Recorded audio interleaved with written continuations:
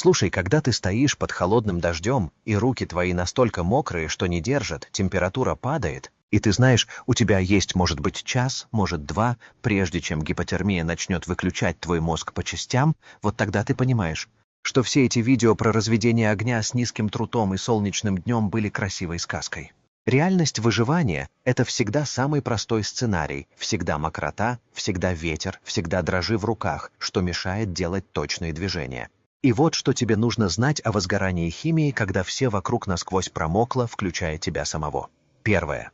Что нужно понять, огонь – это не магия, это химическая реакция окисления, которой нужны три вещи – топливо, кислород и температура воспламенения. Вода – твой враг во всех трех аспектах. Она закрывает топливо защитной пленкой, вытесняет кислород и, самое главное, обеспечивает тепло с невероятной эффективностью благодаря очень высокой теплоемкости. Для испарения 1 грамма воды требуется 2260 джоулей энергии. Это значит, что прежде чем твоя искра подожжет мокрое дерево, ей нужно сначала выпарить всю эту воду, а это энергетически почти невозможно примитивными средствами. Поэтому забудь про мокрую древесину как пропусковое топливо – это ловушка для новичков. Способ первый – использовать химию тверже. В твоем кармане, в твоей сумке, даже в твоей коже есть жиры, и они гидрофобны по своей природе. Молекулы триглицеридов отталкивают воду. Если у тебя есть какой-то жир, от чипсов, от шоколада, от колбасы, от твоей собственной кожи с носа или за ушами, ты можешь создать изолированную из воды поверхность для возгорания. Жиры горят при температуре около 300-400 градусов Цельсия, и, что критично, они горят долго, допуская устойчивое пламя. Возьми любые сухие материалы внутрь твоей одежды. Нитки из подкладок куртки, волокна из носа, даже волосы с головы. Они, кстати, будут сухими, потому что тело их согрело. Пропитай их жиром, плотно скрути в маленький жгут. Эта упругая фитиль будет гореть даже под дождем, потому что жир создает барьер, который вода не может преодолеть быстро. Способ второй – использовать химию спиртов. Если у тебя есть дезинфектор для рук, одеколон, технический спирт, даже крепкий спирт выше 60%, это готовое топливо с температурой воспламенения около 363 градусов для этанола. Это правда, что спирты смешиваются с водой, но они также имеют более низкую температуру углерода – 78 градусов против 100 градусов воды. Это означает, что даже разбавленный спирт будет испаряться первым, создавая горючие пары. Найди любую небольшую емкость, крышку от бутылки, консервную банку, углубление в камне. Налей туда спирт, даже разбавленный дождем. Создай над ним раскрытие собственного тела. Наклонись, создай навес. Твое тело блокирует дождь на протяжении 10 секунд. Подожги спирт, он вспыхнет синим пламенем, и у тебя будет окно. В это пламя быстро добавляем материалы из входного отверстия, жировые фитили, которые подхватывают огонь и будут гореть устойчиво. Способ третий. Использовать химию восков и смол. В лесу, даже под дождем, есть материалы, которые природа делает обычными. Смола хвойных деревьев – это терпены и смоляные кислоты, которые не растворяются в воде. Даже когда дерево мокрое снаружи, внутри коры, в трещинах, в местах повреждений ты найдешь смолу. Она липкая, она пахнет сосной или елью, и она содержит летучие углеводороды, которые вспыхивают при 250-300 градусах. Собери эту смолу влажными руками. Неважно, ты все равно весь промок. Скатай ее в маленький шарик. Смола работает как природный напалм. Она горит долго, жарко, и дождь ее не тушит быстро, потому что она изолирует сама себя расплавленным слоем. Если найдешь березу, сдери кору. Березовая кора содержит бетулин, белое восковое вещество, которое делает ее технологичной и легковоспламеняющейся даже во влажном состоянии. Береста горит даже плавая в воде. Это не преувеличение, это проверенный факт.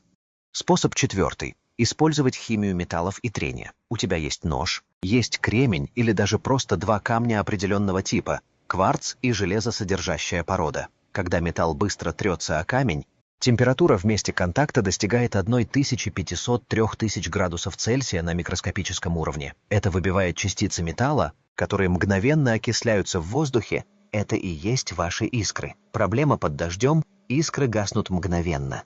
Решение – создать съемную поверхность из материала с большой площадью поверхности. Если у тебя есть вата, распуши ее максимально. Если есть сухой мох из твоей одежды, разорви его тончайшие волокна. Если ничего нет, используйте обугленную ткань. Возьми кусок натуральной ткани. Подожги его, когда будет возможность, но не дай сгореть полностью, задуши пламя. Эта обугленная ткань стала почти чистым углеродом с очень пористой структурой. Одна искра на обугленной ткани начнет тлеть, и это тление не погаснет даже под моросящим дождем, потому что реакция идет внутри материала, защищенная от прямого контакта с водой. Раздуйте это тление, добавляя сухие материалы из-под одежды, переходя к сильным фитилям. Способ 5. Использовать химию окислителей. Это продвинутый уровень, но если ты готовился, в тебе может быть перманганат калия. Темно-фиолетовые кристаллы, которые действуют как антисептик. Это мощный окислитель. Смешай его с глицерином, прозрачной вязкой жидкостью, которая есть в некоторых лекарствах, в антифризе, в косметике.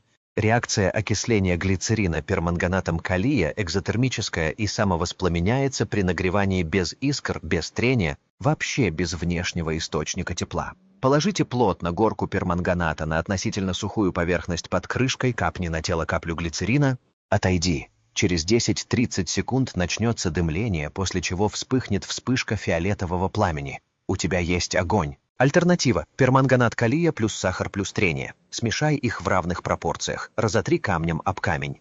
Трение создаст достаточно тепла для запуска режима. Это будет работать даже в дождь, если ты поторопишься. Способ 6. Использовать химию аккумуляторов и короткое замыкание. Если у тебя есть какая-нибудь батарейка от телефона, от фонарика, от часов, у тебя есть источник включения тока, а это значит источник тепла. Возьми тонкую проволоку из наушников, из проволочного забора. Разбери зажигалку, достань пружину. Или используйте жвачную обертку, фольгу с бумажной подложкой. Отрежь ее в форме бабочки, широкая с двумя концами, очень узкая посередине. Приложите широкие концы к плюсам и минусам батарей одновременно. Электрический ток пойдет через узкое место фольги, сопротивление создаст огромное тепло. Закон Джоуля – тепло равно квадрату тока умножить силу на сопротивление. И узкое место раскалится до красно, бумажная сторона вспыхнет. У тебя 2-3 секунды, чтобы поджечь твою твердую фитиль или бересту. Даже в дождь это работает, потому что процесс мгновенный. Батарейка одноразово разряжается, но тебе нужен огонь, а не зарядка. Способ 7. Использовать химию концентрированных действий и терпения.